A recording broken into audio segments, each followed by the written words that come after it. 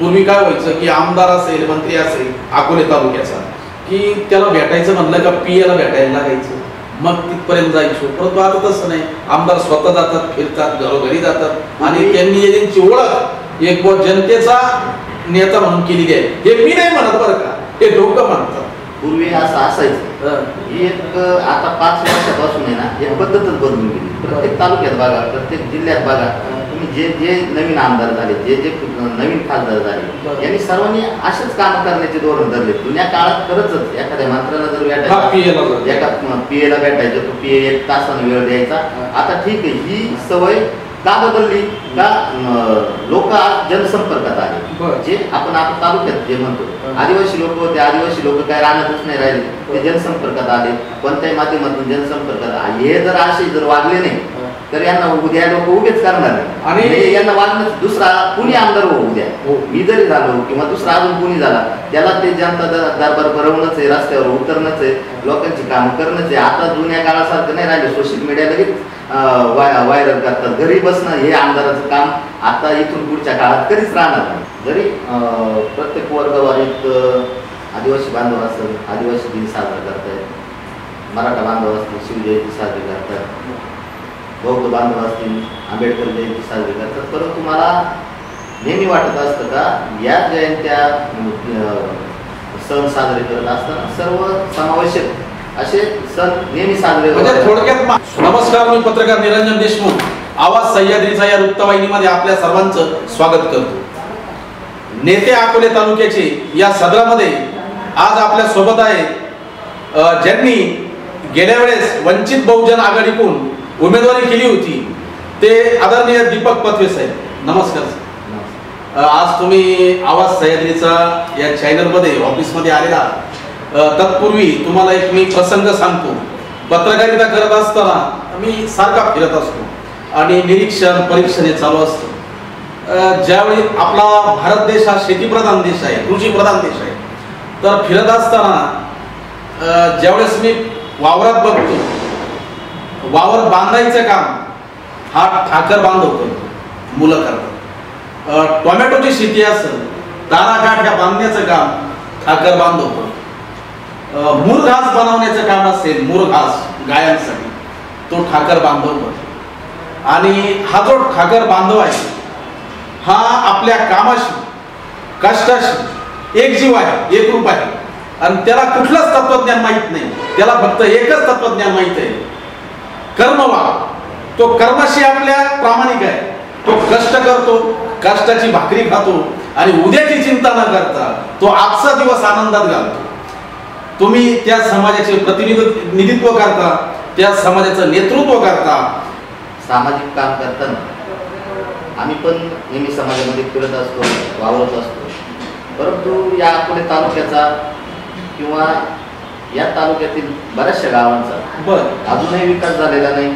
मुलांना खरं तर जी नोकरीची संधी मिळायला पाहिजे, आता 50-75% खरंच आदिवासी मुलं भरपूर शिकतायत, शिकलेले पण आहेत, त्यांना अजूनही नोकरीची संधी कुठं भेटलेली नाही. तसेच घरची परिस्थिती दयनीय असल्यामुळं त्यांना 11वी-12वीचं शिक्षण सोडून आपल्याला कामावर जावं लागतं. म्हणजे अजून तसं बघायला गेलं तर ठाकर समाज इतर समाजापेक्षा अजून खूप पाठीमागे आहे. आम्ही बघतो नेहमी ज्यावेळेस समाजात काम करत असताना, तुम्ही आताच म्हटले मुरघास करताय, खरंय ते चांगलं काम आहे, ते कष्टाळू आहे. ते जरी कष्टाळू काम असलं, परंतु इथून पुढची पिढी आपल्या इतर समाजाच्या प्रगतीनुसार पुढे कशी जाईल या दृष्टीनं काम करायला पाहिजे. तर मग हे काम करायचं कसं, तर त्या मुलांचं शिक्षण कुठंतरी घडलं पाहिजे. अजूनही ठाकर समाजातील बरीचशी मुलं 11वी-12वी झाल्यानंतर कामालाच जातात. ते का जातात, ती पार्श्वभूमी समजून घ्यायला पाहिजे. का आपले आई वडील गरीब आहेत, आई वडिलांना एकूण एक पोरगा असतं किंवा 2 मुलं असतील, तर ते 11वी-12वी पर्यंत त्यांचं जे शिक्षण असतं, जाण्या येण्याचा खर्च, राहण्याचा खर्च, आपण आज जरी म्हणतो का आदिवासी वसतिगृह आहेत, भरपूर ठिकाणी आदिवासींना भरपूर सवलती आहेत, परंतु आता आदिवासी समाजातील रसिकेत भरपूर झालेली, इतर समाजातील मुलं असतील, आदिवासी समाजात 47 जाती वाढत आहेत, यांच्यात सुद्धा आज रस्सीखेच तयार झालेली, पण ह्या रस्सीखेचमध्ये आपल्या ठाकर समाजाची मुलं भरपूर पाठीमागे राहतात आणि घरची खरी परिस्थिती दयनीय असल्यामुळे ही परिस्थिती येते. नोकऱ्यांची जर बरीच स्थिती आपण बघितली तर नोकऱ्या ह्या सुद्धा खूप कमी राहिलेल्या आहेत. सरकारी नोकऱ्या आणि खाजगी नोकऱ्या आहेत तर खाजगी नोकऱ्या परवडत देखील नाही. आज इंग्लिश मीडियम मध्ये सुद्धा आदिवासी मुलांना संधी मिळते, तिथं सुद्धा प्रबोधन होणं गरजेचं आहे. तुमचे ठाकर बांधवांची जे विद्यार्थी आहेत, मुलं आहेत, ते त्या शाळेपर्यंत जात आहेत का इंग्लिश माध्यमाचं? नाही जात. कारण इंग्लिश मीडियमला जर जायचं असेल तर तो खर्च अजिबातही आज प्रकल्प कार्यालयातून केला जातो ना खर्च. ते 2-3 जागा निघतात, म्हणजे 100 मुलांमधून 3 मुलं जास्तीत जास्त इंग्लिश मीडियमला जातात आणि त्यांचा खर्च सांभाळणं वगैरे आजच्या घडीला तसं बघायला गेलं तर एकदम जो मध्यम वर्ग आहे, मध्यम वर्गही ते करत नाही. जे नोकरदार वर्गातील मुलं असतील ते फार तर म्हणजे दीपक भाऊ, तुम्हाला असं म्हणायचं आहे की तुमच्या समाजामध्ये शैक्षणिक दृष्ट्या जनजागृती झाली. हो, शैक्षणिक जागृती कमी आहे. व्यसनाचं प्रमाण कमी झालंय आता सध्या. मध्यंतरी तुम्ही चांगलं काम केलं होतं व्यसनमुक्तीसाठी. हो, व्यसनाचं प्रमाण थोडंफार कमी जरी झालं, परंतु तालुक्यात आपण बघतो इतर दारू विक्री जी गावाकडे दारू विक्री असते ती कमी प्रमाणात व्हायला पाहिजे. परंतु आता हे इकडचं प्रशासन वगैरे सगळ्या गोष्टी जर बघता गेलं तर जर इतर गावामध्ये जर दारू मिळाली नाही तर दररोज माणूस आपल्याला येऊन दारू पिऊ शकत नाही.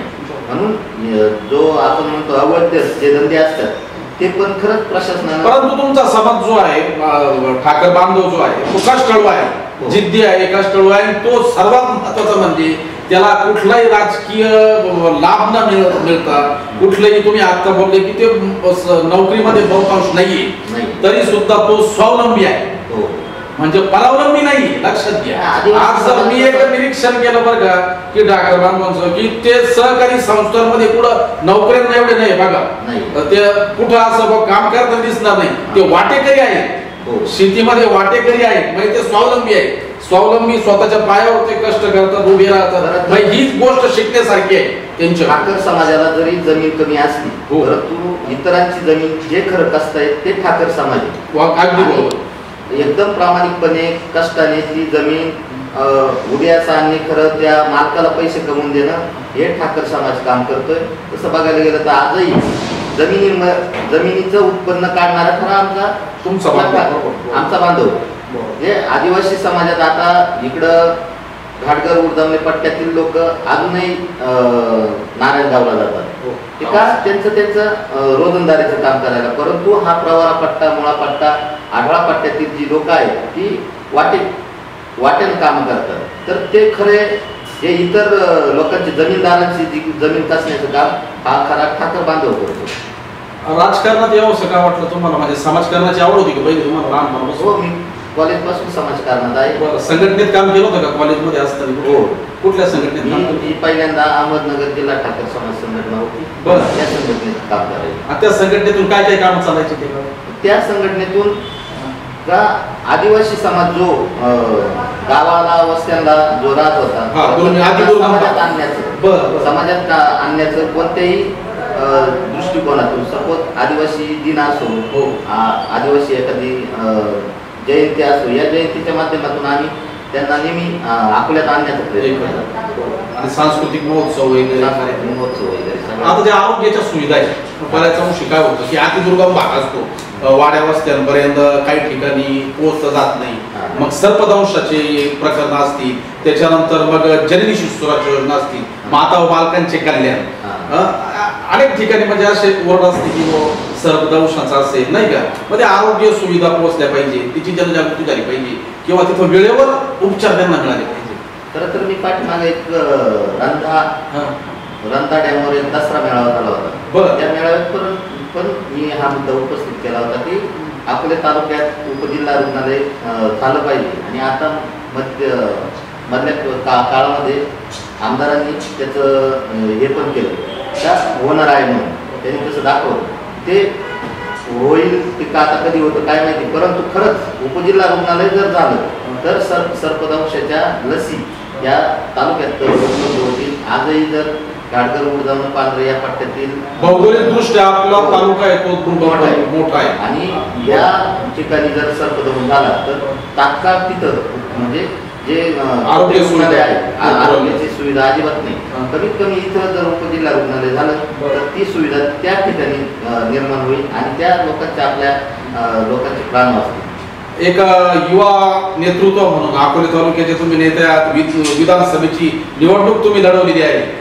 एक असा ऐच्छिक तुम्हाला म्हणजे एक प्रश्न विचारतो असा वेगळाच होतो की तुम्ही समजा आमदार झाले तर तुम्ही काय कराल तालुक्यासाठी, काय करावं असं वाटतं? आमदार झाल्यावर खरंच आपल्याला निबंध असायचा मी मंत्री झालो तर, तसं तुम्ही आमदार झाले तर काय कराल? अजूनही या तालुक्यात खूप कामं आहेत.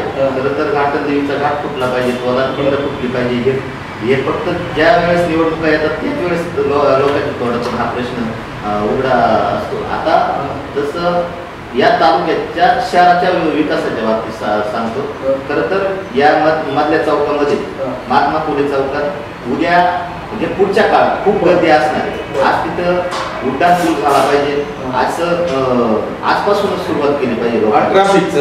ट्रॉफिकचा विषय त्यात इथं बस स्थानक आहे, बस स्थानकाच्या आजूबाजूला खूप ट्रॉफिक असते. म्हणजे तिथले जे उद्योगधंदे त्यांना सुद्धा तिकडं जर एखादी 4 व्हीलर कार न्यायची असली तिथं लावायला जागा नाही तर त्याचे उद्योगधंदे वाढतील कसे?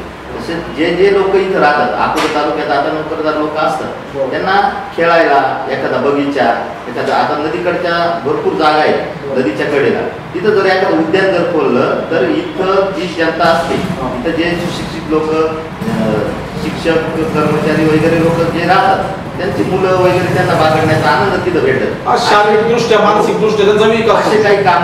आणि अजूनही आदिवासी समाजात जे लोक शिकलेले नाही त्यांना खरं तर पूर्वी लोक असे आमचे आई वडील असे म्हणायचे का माझे वडील 10वी शिकलेले होते, त्यांना लोक न्यायला यायचे, चल तुला पोलीस करायचे.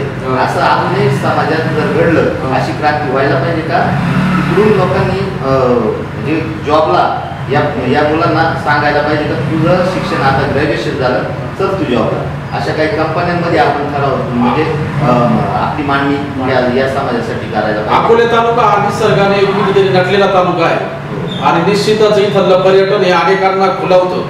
तर त्यासाठी या दृष्टिकोनातून तुमच्या काही संकल्पना आहेत का की अनेक वर्ष गेली पर्यटनाचा म्हणावा तसा विकास झालेला दिसत नाही आणि अनेक दुर्घटनाही घडतात, आताही दुर्घटना घडल्या, त्या दृष्टिकोनातून काय पावलं उचलली पाहिजे, त्यासाठी काय केलं पाहिजे? पर्यटनाचा विकास ज्यावेळेस होईल त्यावेळेस खरं तर ज्यावेळेस दळणवळण चांगलं सुधारेल, दळणवळण म्हणजे आपल्या इकडचे रस्ते जेव्हा चांगले सुधारतील त्याच वेळेस रक्तवाहिन्याचं आहे दळणवळण म्हणजे रक्तवाहिनी, विकासाच्या रक्तवाहिनी. हे कोलारखीट आणि जे घाटन देवीचा जो प्रश्न मी म्हणतोय तो खरंच लवकरात लवकर जितका लवकर पूर्ण होईल तितकी लवकरात लवकर इकडचं पर्यटन विकसित होईल. तोलार खिंडीचा अतिशय महत्वाचा मुद्दा आदरणीय दीपक भाऊ पथवे यांनी मांडलेला आहे की जो तोलार खिंडीचा मुद्दा आहे त्याच्यावर अकोले तालुक्याचा भरपूर विकास होऊ शकतो, मुंबई जवळ येऊ शकते. आणि तो जो मुद्दा आहे तो शेतमालाच्या दृष्टीने, शेतकऱ्यांच्या दृष्टीने, तसेच बेरोजगारांच्या दृष्टीने, विद्यार्थ्यांच्या दृष्टीने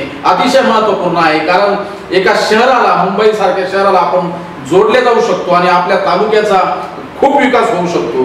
तर तोलार खिंड ही फुटेल का?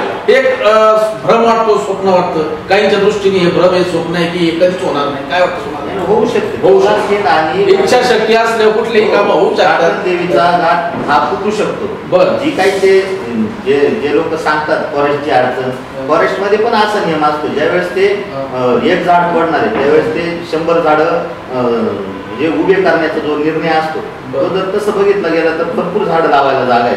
ते ज्या रस्त्याचे झाडं तुटणार आहेत किंवा झाडं जाणार आहेत तितक्या प्रमाणात त्याचे 100 पटीने जर झाड जर दुसरीकडे लावले तर फॉरेस्ट डिपार्टमेंटला ते द्यावंच लागणार आहे. आपण तशी ते आता आमदारांनी जे काय केलं असेल नसेल ते त्यांना माहिती, काय नुसतं निवडणुकीपुरती येतात आणि फुटणार तोलारखी. हा विषय आमदारकीपुरती नव्हे तर खरंच इकडच्या आदिवासी भागातील तरुणांना रोजगार मिळावा त्यासाठी दळणवळण वाढलं पाहिजे.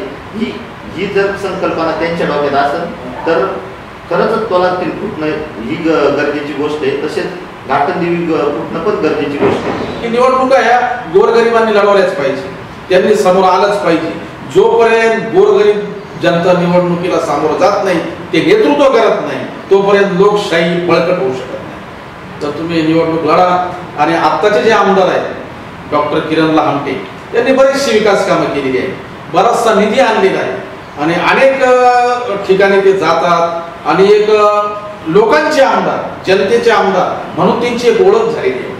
म्हणजे बऱ्यापैकी त्यांनी तालुक्याचा विकास केलेला आहे. याबद्दल तुम्हाला त्यांनी विकासात्मक काम करण्याचा खरंच प्रयत्न केला, परंतु अतिशय कमी कालावधी त्यांना. तसं बघायला गेलं तर त्यांना एक त्यांच्या पक्षाचा या महाराष्ट्रात सत्ता होती म्हणून त्यांनी जो प्रयत्न केला तो ठीक आहे. परंतु अजून अकोले तालुक्यात खरंच खूप कामं आहेत. तसेच शिक्षणाच्या बाबतीत कुठं प्रयत्न केला नाही. परंतु आपण जर असं म्हणलं नवीन रस्ता जर फोडायचा असला त्या बाबतीत प्रयत्न केला नाही. एखादं पाणी अडवण्याचा प्रश्न असेल त्या बाबतीत त्यांनी तो प्रश्न उपस्थित केला नाही. अजून या तालुक्यातील भरपूर असे प्रश्न आहेत. तुमचं म्हणणं अगदी बरोबर आहे, मान्य आहे. परंतु एक गोष्टही नाकारून चालता येणार नाही की एवढ्या वर्षानंतर आज अकोले तालुक्याला असा आमदार भेटलेला आहे डॉक्टर किरण लहामटे यांच्या रूपाने की ते जनता दरबार भरवतात. आता जनता दरबार हा अकोल्याला कधी माहितच नव्हता. दर सोमवारी राजूरला भरतो आणि गुरुवारी अकोल्याला भरतो. या माध्यमातून त्यांचा जनसंपर्क जो आहे, त्याच्यानंतर पूर्वी काय व्हायचं की आमदार असेल, मंत्री असेल अकोले तालुक्याचा की त्याला भेटायचं म्हणलं का पियाला भेटायला लागायचं, मग तिथपर्यंत जायचो. परंतु आता तसं नाही, आमदार स्वतः जातात, फिरतात, घरोघरी जातात आणि त्यांनी त्यांची ओळख एक जनतेचा नेता म्हणून केलेली आहे. हे मी नाही म्हणत बरं का, हे लोक म्हणतात. पूर्वी असं असायचं, ही एक आता 5 वर्षापासून आहे ना एक पद्धतच बदलून गेली. प्रत्येक तालुक्यात बघा, प्रत्येक जिल्ह्यात बघा, तुम्ही जे नवीन आमदार झाले, जे नवीन खासदार झाले, यांनी सर्वांनी असेच काम करण्याचे धोरण धरले. जुन्या काळात खरंच एखाद्या मंत्र्याला जर भेटायचं, एका पीएला भेटायचं, तो पीए 1 तासाने वेळ द्यायचा. आता ठीक आहे, ही सवय का बदलली का लोक आज जनसंपर्कात आले. जे आपण आता तालुक्यात जे म्हणतो आदिवासी लोक होते, आदिवासी लोक काय राहणारच नाही राहिले, ते जनसंपर्कात आले. कोणत्याही माध्यमातून जनसंपर्कात आले. हे जर असे जर वागले नाही तर यांना उद्या लोक उभेच करणार नाही आणि यांना वागणं दुसरा कुणी आमदार हो उद्या, मी जरी झालो किंवा दुसरा अजून कुणी झाला, त्याला ते जनता दरबार भरवणंच आहे, रस्त्यावर उतरणंच आहे, लोकांची कामं करणंच आहे. आता जुन्या काळासारखं नाही राहिले. सोशल मीडिया लगेच व्हायरल करतात. घरी बसणं हे आमदाराचं काम आता इथून पुढच्या काळात कधीच राहणार नाही. अतिशय महत्वपूर्ण माहिती त्यांनी दिलेली आहे की काळ बदललेला आहे, जुना काळ गेलेला आहे. जुन्या काळात काही चालायचं, परंतु आता सोशल मीडिया प्रगत झालेला आहे. आता सोशल मीडियाच्या माध्यमातून असेल जनता हुशार झालेली आहे, ती आपल्या नेतृत्वावर बारकाईने लक्ष ठेवती, असे दीपक भोपत्वे यांनी सांगितलेलं आहे. संघटना बांधणी तुमची कशी चालते आणि अकोले तालुक्यात तुमची संघटना बांधणी सध्या कशी आहे? अकोले तालुक्यात आम्ही काम करतो, परंतु नगर जिल्ह्यातही संगमनेर तालुका असो, पारनेर तालुका असो आणि नगर जिल्हा सोडून इकडं सिन्नर, जुन्नर, इगतपुरी, गोटी बाहेरही चांगल्या प्रकारे आमचं काम चालतं. आमच्या संघटनेचे अध्यक्ष माननीय गोरोबासाहेब शापूरचे माझे आमदार होते, ते आहेत ते, आणि त्यांच्या माध्यमातून त्यांच्या यातून समाजात का उतरायचं. खरं तर आदिवासी समाजावर काम करणं हे खरंच खूप महत्त्वाचं काम आहे. परंतु आताच्या काळामध्ये आदिवासी समाज असो किंवा बहुजन समाज असो किंवा मराठा समाज असो, खरंच या समाजात काही लोक, मराठा समाजाचा तुम्ही उल्लेख केला, मराठा समाजाचा आरक्षणाचा प्रश्न भिजत पडलाय, भिजत घोंगडा आपण ज्याला म्हणतो. अनेक आंदोलनं केली, आदरणीय जरांगे पाटलांनी मोर्चे काढले, मुंबईला मोठा महामोर्चा निघाला. आजही मराठा समाज आरक्षणापासून पहिल्यापासूनच वंचित आहे आणि विशेष म्हणजे आजही मराठा बांधवांची महिला भगिनी शेतात कामाला जातात. आता कामाला जाणं म्हणजे मी काही हे म्हणत नाही, काम तर केलंच पाहिजे प्रत्येक कुठल्याही समाजात असू, आदिवासी बांधव असू म्हणजे धनगर बांधव असू, काम तर केलंच पाहिजे. कष्टाने कुणी काय आजारी पडत नाही या मताचं मी. परंतु मराठा बांधवांना आजपर्यंत आरक्षण मिळालं नाही, त्याबद्दल तुमचं काय? मराठा बांधवांना खरंच आरक्षण मिळायला पाहिजे. परंतु एक गोष्ट अशी का मराठा बांधवांमध्ये काही जे बांधव आहेत राजकीय दृष्ट्या सक्षम आहेत ना, ते वेगळे आहेत. बाकीचे जे गावाकडे राहणारे लोक आहेत, काहींना खरंच जमीन नाही, काहींना थोडी जमीन, त्यात 3 एकर जमीन, 3 मुलं, म्हणजे जमिनीचं डिवायडेशन झालं. मराठा समाज आज काही गावांमध्ये खूप पाठीमागे राहिलेला आहे. आणि ह्या ज्या म्हणजे आपण म्हणतो ना मराठा समाजाच्या याच्यानुसार वर्गवारीनुसार त्या समाजाला खरंच आरक्षण मिळायला पाहिजे. जरांगे पाटलांनी जी भूमिका घेतली होती ती योग्य होती. तो ते पाणी कुठं मुरते ते आपल्याला नाही सांगता येणार. मराठा आरक्षणाला आदरणीय दीपक भाऊंनी पाठिंबाच दिलेला आहे आणि मराठा समाजाला आरक्षण मिळालंच पाहिजे. मराठा समाजामध्ये गरीब आहे, त्याच्यानंतर अनेक ठिकाणी कर्जबाजारी आत्महत्या करण्याचं प्रमाण देखील हे मराठा समाजामध्येच जास्त आहे. आणि मराठा समाज देखील ठाकर म्हणून जे मगाशी मुलाखतीची सुरुवात करतानाच मी जशी केली तसाही मराठा समाज आजही शेतात काम करतो, कष्टाळू आहे, उद्योगधंदे करतात, मग शेतीला पूरक जे जोडधंदे आहेत त्यात तो उतरतो. परंतु आज दुधाचा जर आपण विचार केला तर खाद्य परवडत नाही, शेतीला जे जोडधंदे आहेत ते आर्थिकदृष्ट्या परवडत नाही, कर्जाचा डोंगर होतो. आणि कर्जाचा डोंगर झाल्यानंतर मुलं लग्नाशी येतात, मग मुलीचं लग्न असतं, मुलाचं लग्न असतं आणि त्यात तो कर्जबाजारी होऊन आपलं जीवन संपवतो. परंतु कृपा करून इथून पुढच्या काळामध्ये कुणीही आत्महत्या करू नका असं मी आवाज सह्याद्रीच्या चॅनलच्या माध्यमातून सांगतो. फक्त मराठा बांधवांसाठीच नाही, संपूर्ण शेतकरी वर्गासाठी, संपूर्ण महाराष्ट्रातल्या भारतातल्या तमाम नागरिकांना सांगतो. संकट कुठलंही आलं, कुठलाही संकटाचा डोंगर डोक्यावर असला तरी हे टोकाचं पाऊल कुणीच कधी उचलू नका, आपलं जीवन संपू नका, आपल्या कुटुंबाला वाऱ्यावर सोडू नका. निश्चितच ही वेळ जाईल आणि पुन्हा चांगले दिवस येतील. एक अकोले तालुका जो आहे आपला आदिवासी बहुल तालुका आहे, सांस्कृतिक दृष्ट्या, राजकीय दृष्ट्या, त्याच्यानंतर सांस्कृतिक दृष्ट्या, राजकीय दृष्ट्या, क्रीडा दृष्ट्या आणि कृषी विषयक, पर्यटन विषयक अतिशय आपला तालुका म्हणजे जिल्ह्यात महाराष्ट्रात नावाजलेला तालुका आहे. या तालुक्याचं नेतृत्व करायला तुम्हाला आवडतं, तसंच या तालुक्याचा जो सर्व समाज आहे, सर्व समाजाने एकोप्याने राहावं त्यासाठी, त्याच्यानंतर राष्ट्रीय एकत्रितेसाठी तुमचे काय विचार आहेत? प्रत्येक समाज बांधव प्रत्येक दृष्टीनं जरी प्रत्येक वर्गवारीत आदिवासी बांधव असेल, आदिवासी दिन साजरा करतायत, मराठा बांधव असतील शिवजयंती साजरी करतात, बौद्ध बांधव असतील आंबेडकर जयंती साजरी करतात. परंतु मला नेहमी वाटत असतं का या जयंत्या सण साजरे करत असताना सर्व समावेशक असे सण नेहमी साजरे म्हणजे थोडक्यात महापुरुषांना जातीत अडकू नका. हो, जातीत अडकू नका. आणि मी स्वतः तर मी जितकी ताकद आम्ही आदिवासी दिनाला लावत असतो तितकी ताकद शिवजयंती साजरी करण्यासाठी, आंबेडकर जयंती साजरी करण्यासाठी, सोशल इंजिनिअरिंग आपण ज्याला म्हणतो, स्वतः ताकद लावत असतो. बरोबर. म्हणजे हा जो जातीय सलोखा आहे तो जपला पाहिजे. अतिशय प्रगल्भ विचार आदरणीय प्रदीप भाऊ यांचे आहेत. त्यांनी सांगितलेलं आहे की अतिशय उच्च कोटीचे विचार त्यांनी इथे मांडलेले आहेत दीपक भाऊंनी. आदरणीय दीपक भाऊंनी आत्ताच सांगितलेलं आहे की सर्व समाज, सर्व जाती बांधव हे गुण्या गोविंदाने नांदले पाहिजेत. आणि अकोले तालुक्याची ओळख ही खऱ्या अर्थाने राष्ट्रीय एकात्मतेची ओळख आहे. हा तालुका शांतताप्रिय तालुका आहे आणि ह्या तालुक्याचा आदर्श इतर तालुके घेतात, महाराष्ट्र घेतो. आणि राजकीय दृष्ट्या जरी वेगवेगळ्या पक्षात असले दीपक भाऊ तरी व्यासपीठ मात्र सामाजिक कामासाठी सगळे एकत्र येतात. ही देखील आपल्या तालुक्याची फार मोठी ओळख आहे. जाता जाता तुम्ही आमच्या सह्याद्री आवाज सह्याद्रीच्या सर्व प्रेक्षकांना काय संदेश द्या? युवकांना, तरुण भगिनींना काय संदेश द्या?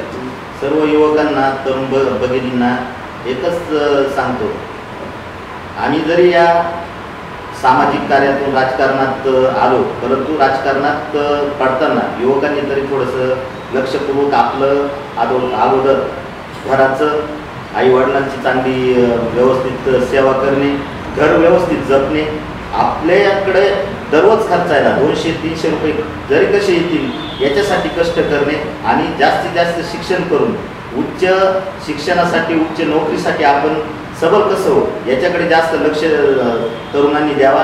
राजकारणाकडे भरकटण्यापेक्षा खरं तर आपल्या उद्योगधंद्याकडे जास्त लक्ष द्यावं ही मी एक जाता जाता सर्व तरुणांना एक खरं तर विनंती करतो. अतिशय चांगली मुलाखत आज दीपक भाऊ पत्वे यांनी दिलेली आहे आणि संदेशही चांगला दिलेला आहे की तरुणांनी अगोदर आपल्या स्वतःच्या पायावर उभं राहणं गरजेचं आहे.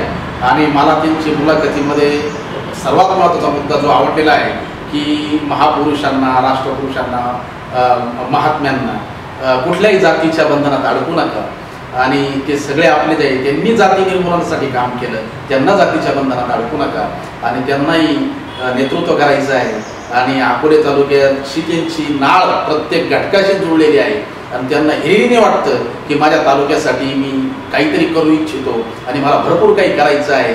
तर सदैव आमच्याही प्रेरणा, पाठिंबा तुमच्या बरोबर राहतील चॅनलच्या आणि तुमची प्रगती हो ही तुम्हाला सदिच्छा देतो. तुम्ही इथं आवाज सह्याद्रीच्या ऑफिसमध्ये आलात, आम्हाला दिनखुलास मुलाखत दिली, त्याबद्दल संपादक शुभम आबाळे आणि मी वैयक्तिक तुमचं शतशः आभार व्यक्त करतो.